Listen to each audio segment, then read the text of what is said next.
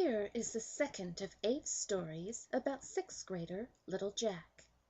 In this second hero's journey tale, Little Jack will receive his call to adventure. Most of the clip art used in these slides were drawn by the author's former 6th grade student, T.J. Hutchison.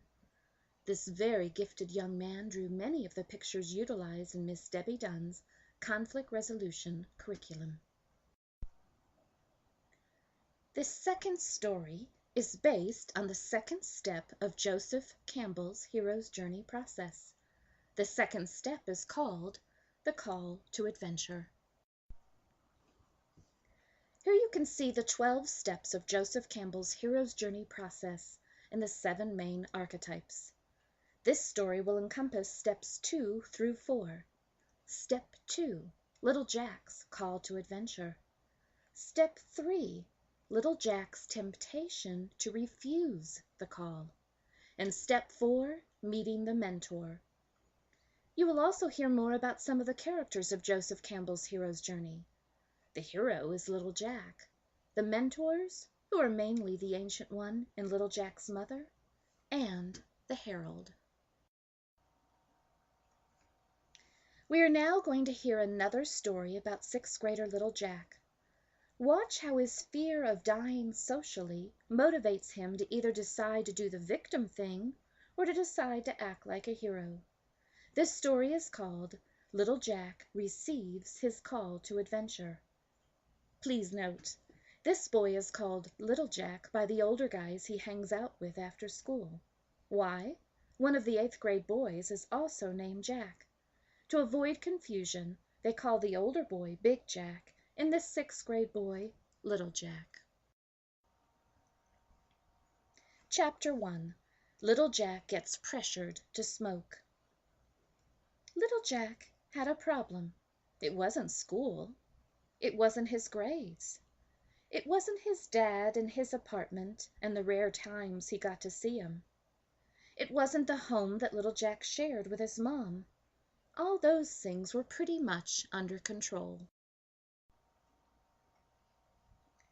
After meeting the Ancient One a couple of months back, Little Jack had worked hard to be the hero of his own life rather than to be a victim. Things had gone pretty well for a while, but now life seemed to be a big challenge again. It was confusing and felt hard, all due to the bunch of the 7th and 8th grade guys who all lived in Little Jack's neighborhood or rode on Little Jack's bus.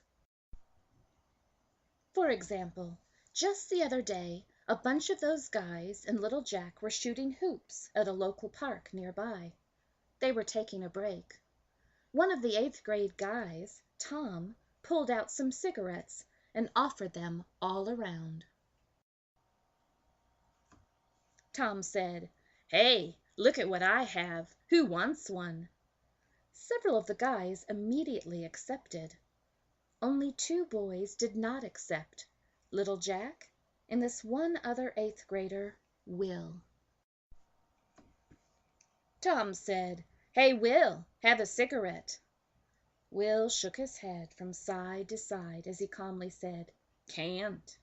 "Why not?" Tom asked. Will said, "I've got asthma. I'll have an attack if I try one.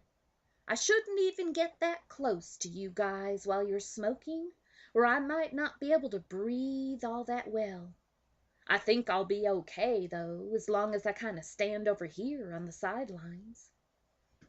Tom asked curiously, "What kind of attack are you talking about?" Will explained, "Well, I'll get all wheezy and have trouble catching my breath. Then I'll start gasping for breath and might even pass out. It's not a pretty sight." Then Will grinned and said, "So you see, I'm just being extra thoughtful of you guys to save you from having to be grossed out." As Will intended, all the guys laughed at his humorous tone and left him alone. Tom looked around and noticed that Little Jack was the only other guy not smoking. He said, "Little Jack, I know that you don't have asthma, so have a cigarette."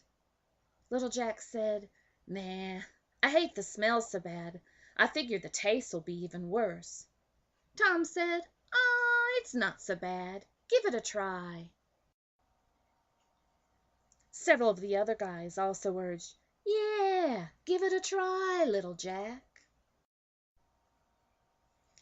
Little Jack remembered what the Ancient One had said about challenging them, so he asked, "Why is it so important to you that I try one?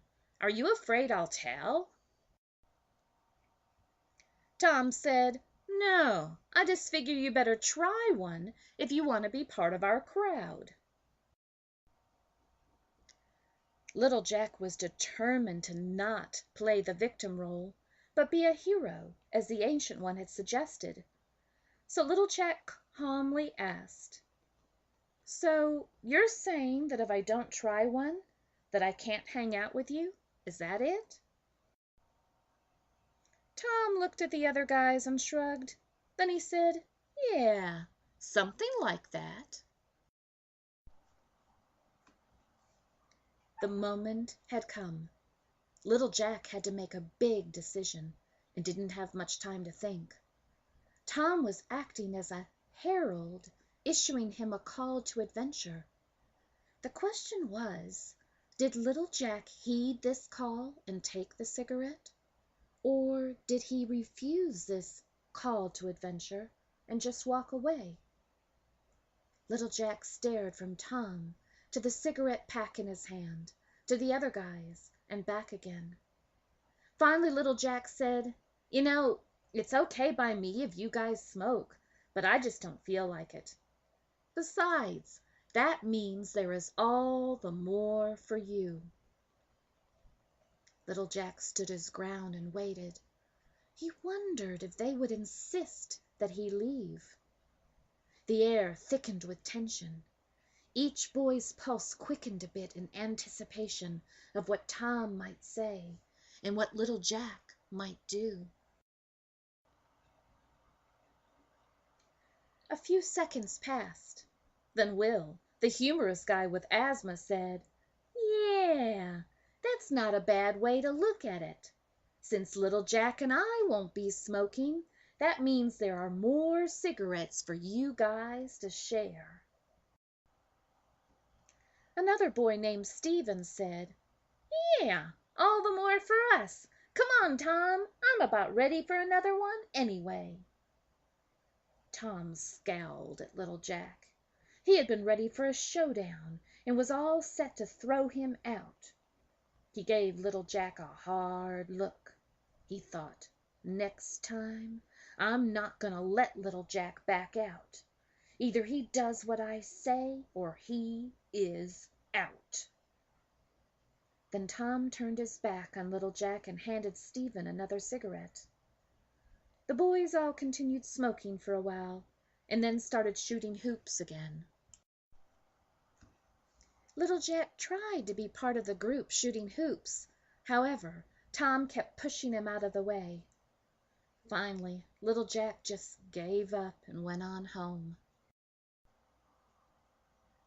"Man, oh man," Little Jack thought, "that Tom is relentless."